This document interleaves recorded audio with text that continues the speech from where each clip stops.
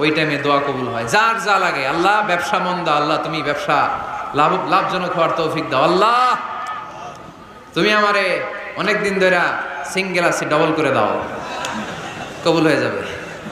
এই মেয়ে, এই দোয়া করা লাগবে না? মনে রাখবেন, নেককার স্ত্রী, নেককার সন্তান আল্লাহর কাছে চেয়ে নিতে হয়।